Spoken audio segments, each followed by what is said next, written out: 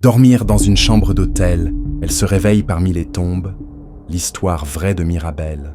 Dans la moiteur d'une grande ville africaine, là où les enseignes scintillent la nuit et où les rues ne dorment jamais, Mirabel croyait avoir trouvé l'amour et la promesse d'une vie meilleure. Mais dans l'ombre des néons, il y a toujours des secrets, des pactes cachés et parfois des forces qui attendent dans le silence. Mirabel se souviendrait toujours de cette sensation glaciale, le drap rêche d'un hôtel sous sa peau, l'odeur entêtante de parfums bon marché et soudain, un froid si brutal qu'il semblait venir d'ailleurs. Elle ouvrit les yeux. Au lieu du plafond blanc, ce fut un ciel d'encre, piqueté d'étoiles et de nuages fuyants. Autour d'elle, la terre battue, des pierres alignées, des croix penchées. Un cimetière. Comment puis-je dormir dans une chambre et me réveiller entouré de tombes ?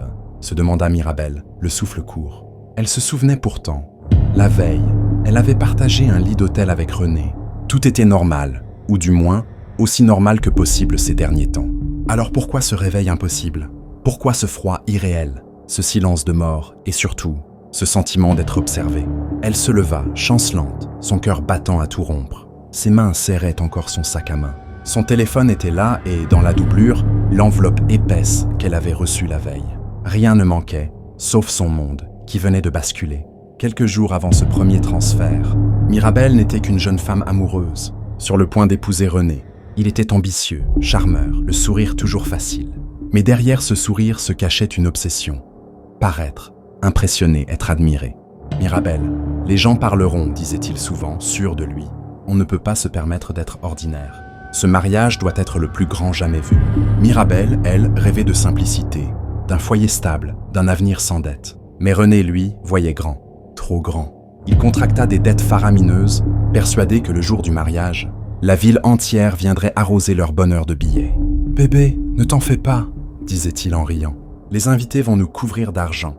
On pourra tout rembourser et il nous restera de quoi commencer notre vie de rêve. » Mirabel avait tenté de le raisonner, mais René restait sourd à ses inquiétudes, hypnotisé par l'idée de faire la une, d'être l'homme dont tout le monde parlerait. Le grand jour arriva. La salle brillait de mille feux.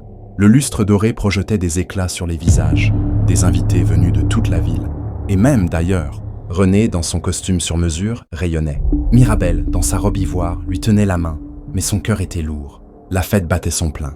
Les musiciens jouaient, le champagne coulait, et la rumeur de la richesse flottait dans l'air. René, sûr de son coup, attendait, les yeux rivés sur la piste, le moment fatidique où l'argent commencerait à pleuvoir.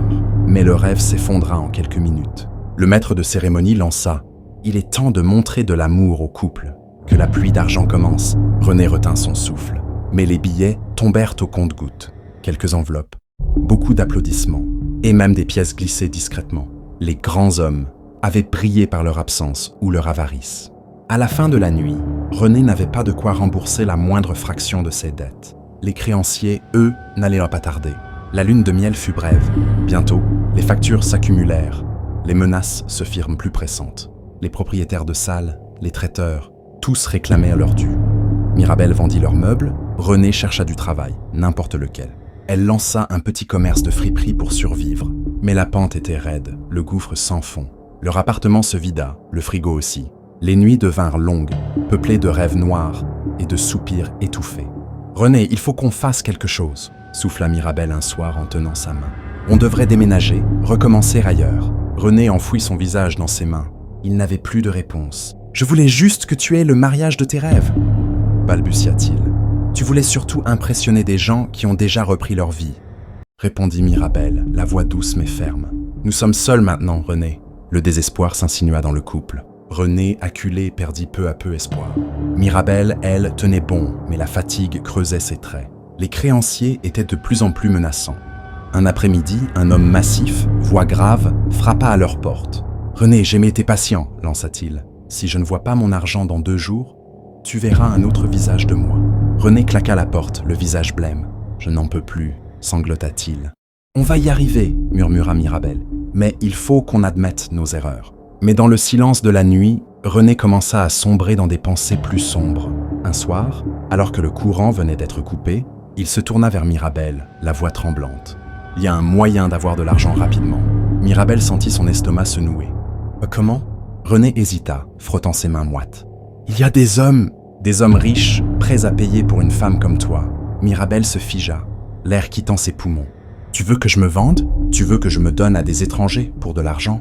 René détourna le regard honteux, mais désespéré. « Juste une ou deux fois, assez pour nous sortir de là. On arrête dès qu'on a de quoi rembourser. Je t'ai épousé pour l'amour, René. Tu es censé me protéger, pas me sacrifier. » Mais la faim, la misère et la peur usèrent peu à peu la résistance de Mirabel. Les jours passèrent, le frigo resta vide, la lumière ne revint pas. René cessa de chercher du travail, s'isolant dans un mutisme amer. La nuit, Mirabel sentait le poids de son regard, la tension de son attente. Une nuit, affamée, épuisée, Mirabel céda. « Comment ça se passerait ?» murmura-t-elle.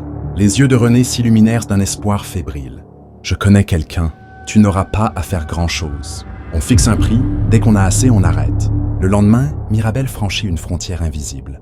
Elle s'habilla, le cœur serré, et sortit dans la nuit, laissant derrière elle une part de son âme. Son premier client lui donna plus que René n'avait gagné en 6 mois. Le deuxième doubla la somme. Le troisième la conduisit dans un hôtel luxueux, lui remit une enveloppe épaisse, scellant sa descente dans l'inconnu. René, grisé par l'argent, redevint l'homme sûr de lui, gérant fièrement une boutique de vin de luxe achetée grâce à l'argent de Mirabel. Il roulait dans une voiture rutilante, portait des vêtements de créateur et buvait du vin à la santé de leur nouvelle vie. Mais pour Mirabel, la nuit n'apportait plus le repos. Elle se disait « Juste une fois de plus, puis j'arrête ». Mais chaque fois qu'elle tentait de quitter cette vie, René la suppliait. « Encore un peu, Mirabel, juste le temps que la boutique marche bien. » C'est lors d'une de ces nuits que tout bascula. Ce client-là était différent. Riche, mystérieux, il la couvrit de compliments, de billets, de promesses. Ils burent, rirent, et lorsque Mirabel s'endormit, ce fut dans le luxe d'un hôtel 5 étoiles. Mais à son réveil, elle était dans un cimetière. Autour d'elle, le silence, la brume, les tombes alignées. Son sac, son téléphone, l'argent, tout était là, mais l'effroi s'empara d'elle. « Je me suis endormie dans un hôtel et me suis réveillée parmi les morts. » Elle courut chez elle, les rues désertes résonnant de ses pas précipités. Mais en arrivant, elle trouva l'appartement vide. René n'était pas là. Elle tenta de se calmer, prit un bain, mais le malaise persistait. Quand René rentra, il ne sembla pas inquiet. « Tu aurais dû m'appeler », dit-il simplement, bâillant. Mirabel, tremblante, lui raconta tout. René l'écouta, visage fermé, puis saisit sa main. « Ce n'est pas normal, on doit prier. » Ils s'agenouillèrent dans le salon, priant à voix haute contre toute force obscure. Mirabel sentit un léger soulagement, mais la peur restait tapie dans l'ombre. Le dimanche, ils allèrent à l'église, rencontrèrent le pasteur David, qui pria pour eux, bénissant leur foyer.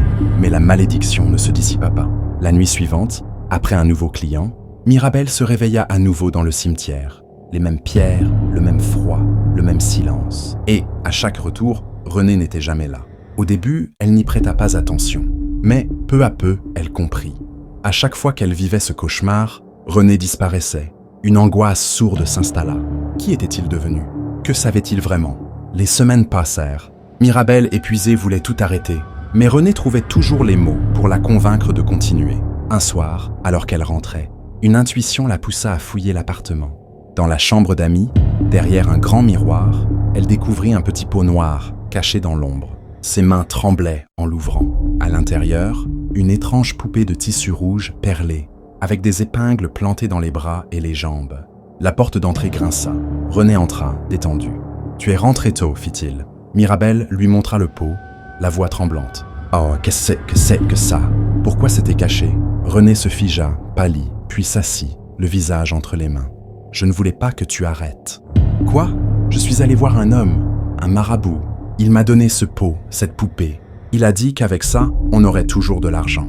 Que tant qu'elle serait là, les clients viendraient et que tu ne pourrais pas arrêter, même si tu le voulais. » Mirabel sentit la terre se dérober sous ses pieds. « Tu m'as lié à ce sort, tu savais ?» René soupira, pris au piège de son propre mensonge. « Je voulais juste qu'on s'en sorte. Tu as vendu mon âme pour de l'argent, » murmura Mirabel, la voix brisée. Sa rage éclata. Dans un geste désespéré, elle déchira la poupée. Immédiatement, une vague glacée balaya la pièce. L'air devint lourd, suffocant. Mirabel brisa le pot contre le sol. René hurla, non de colère, mais d'une peur viscérale. Il s'enfuit, pieds nus, courant dans la nuit jusqu'à la demeure de Baba Malik, le marabout. « Papa, aide-moi » Mirabel a trouvé le pot. Elle l'a brisé. Baba Malik, impassible, secoua la tête. « C'est fini pour toi, René. » Elle ne devait jamais le voir, encore moins le briser. Tu peux arranger ça, sanglota René. Baba Malik tourna le dos. Pars, René sortit, paniqué. Mais en courant, ses jambes se firent lourdes, douloureuses. Arrivé chez lui, il s'effondra devant la porte, sentant une odeur atroce. Sa peau boursouflée, fendue, suintait une puanteur de mort. Ses cris déchirèrent à la nuit. Mais Mirabelle, de l'autre côté, ne ressentait plus rien. Elle fit sa valise, jeta un dernier regard à l'appartement. Sa première destination fut l'église. Elle entra dans le bureau du pasteur David et dit, la voix faible mais résolue, « J'ai besoin d'aide. J'ai besoin d'être libre. » David pria pour elle, longuement, intensément. Mirabelle sentit le poids de l'envoûtement se dissiper, la brume se lever. Son âme retrouva la paix. René, lui, restait prisonnier de ses choix, de ses pactes, de sa propre avidité. Moralité de l'histoire. Ne laisse personne te changer ou te détruire au nom de l'amour. Un amour qui exige que tu renonces à ton intégrité ou à ta dignité n'est pas de l'amour, mais de la domination. Le vrai amour élève, il ne détruit pas. Merci d'avoir suivi l'histoire de Mirabelle. Si elle t'a touché, laisse un j'aime, abonne-toi et partage pour que personne n'oublie. Les secrets, les plus sombres se cachent parfois là où on s'y attend le moins. Et le salut n'est toujours du courage de dire non.